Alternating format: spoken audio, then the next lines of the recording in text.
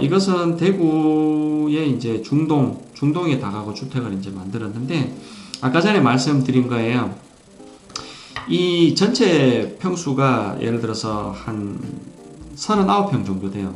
그러면 39평 정도 되는, 한 층에 39평 정도 되는 원룸은 예를 들어서 대지가 약 한 65평 정도 돼야지만 한 층에 35평 정도를, 39평 정도를 뽑을 수가 있거든요. 그런데 65평에 투룸 2개에, 아까 전에 얘기해서 투룸 2개에 원룸 2개 넣으면 작아요.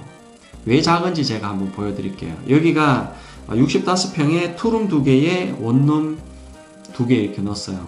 근데 투룸 사이즈 한번 봐드릴게요. 지금 현재 이 사이즈 있잖아요. 이 사이즈가 투룸 사이즈예요. 방 하나 있고요. 거실 있어요.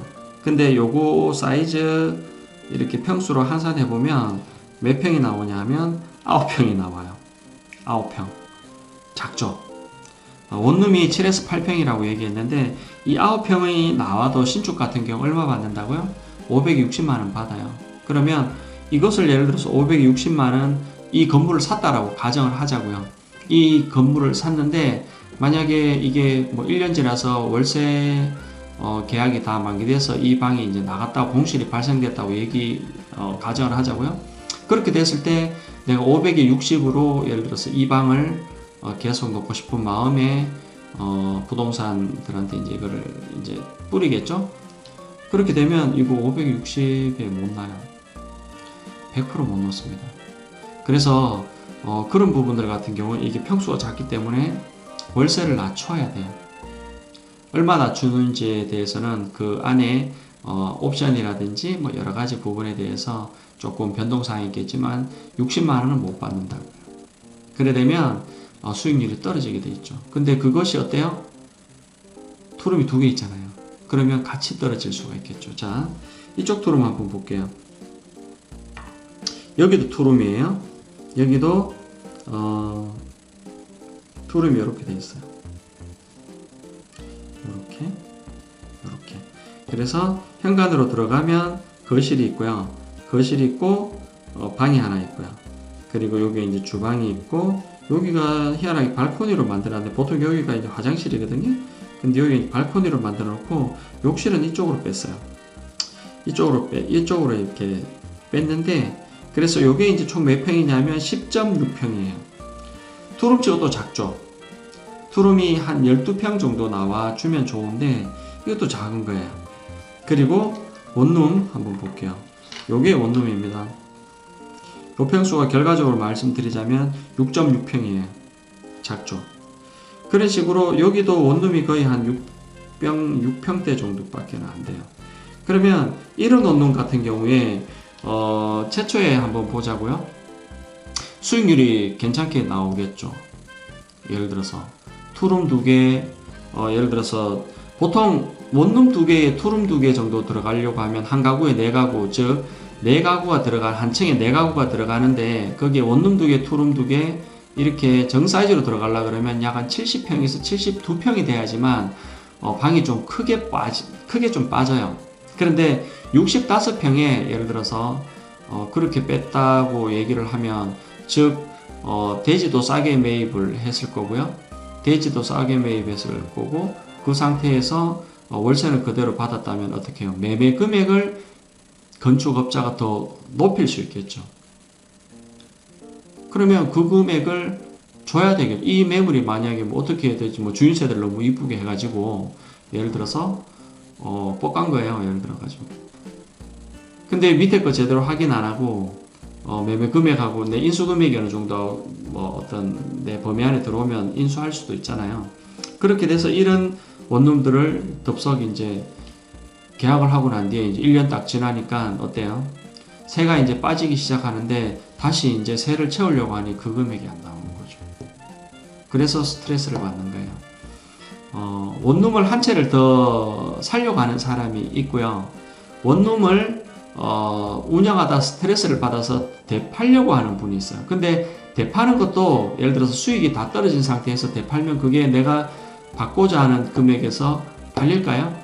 팔리지 않죠. 그러면 시간이 몇 년이 지나가야 되는 거예요. 몇 년이 지나간다는 것은 이런 얘기죠. 시간이 흐르면 땅값은 오르죠. 예를 들어서 집가 상승률에 의해서.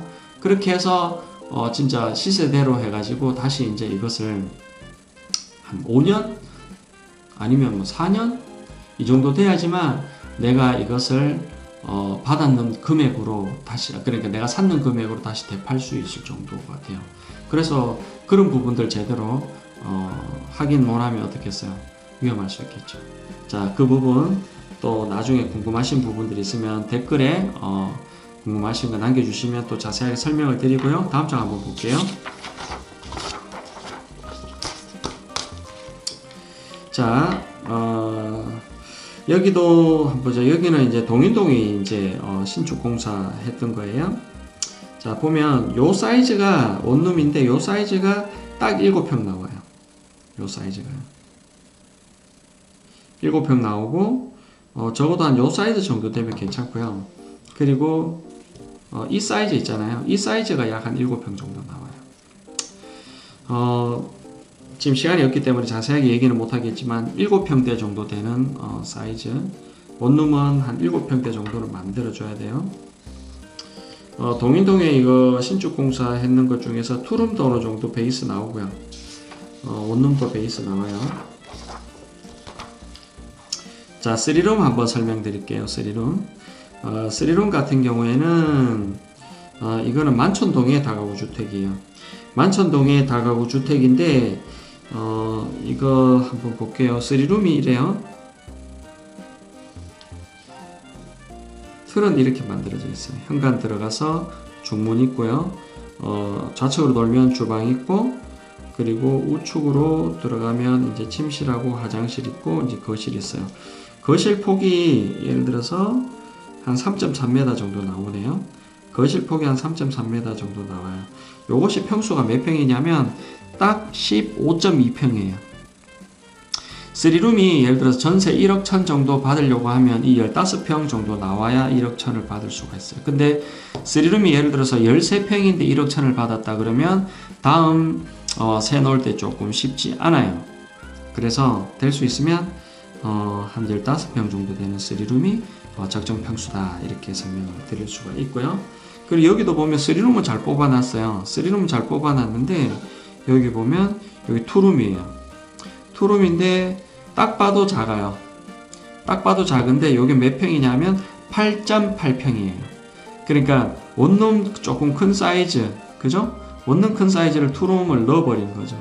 이런 경우에는 이 투룸이 예를 들어서 정상적으로 금액을 다음에 받아내기가 쉽지가 않으니 주의를 하시라는 겁니다. 이런 부분들, 그래서 내가 물권표, 그러니까 부동산 중개인이 예를 들어서 공구상 물권표를 줄 거예요. 세내역이라든지 이런 부분들 주는데 거기에 이 원룸 자체가 예를 들어서 수익률이 높다고 가정을 하자고요. 수익률이 높은데 실질적인 수익률은 내가 이거를 봤을 때 한 5만원 정도는 예를 들어서 500에 60인데 560 못 받겠다. 500에 한 55만원 정도는 받아내겠다라고 생각되는 부분을 하향 조정하셔서 수익률을 보셔야 된다는 얘기죠. 이 부분 같은 경우에 예를 들어서 뭐 위치가 너무나 이제 마음에 드는 거예요. 위치가 너무나 마음에 들고 금액도 시세보다 조금 싼 거예요. 조금 싸고 수익률도 괜찮은. 그래서 전반적인 부분들은 다 괜찮은데 여기도 이제 원룸이나 투룸 같은 경우에 예를 들어서 어떤 것들은 괜찮게 나오고 어떤 것들은 또 조금 작다라고 느껴질 때는 거기에 나오는 수익률에서 내가 좀 가감을 해야 되죠. 근데 수익률 자체가 워낙 형편이 없는 상태에서 이런 부분에서 또 월세를 낮춰서 수익률이 떨어진다 그러면 원룸 분석하는 데서 세 번째 수익률 부분이 걸리는 거죠. 그렇게 되면 이 원룸은 매수해서는 안 되겠다, 이렇게 보시면 돼요. 아시겠죠? 오케이, 이렇게 하고 몇 장 더 있는데 지금 시간이 많이 없어서 오늘은 여기까지 하겠습니다.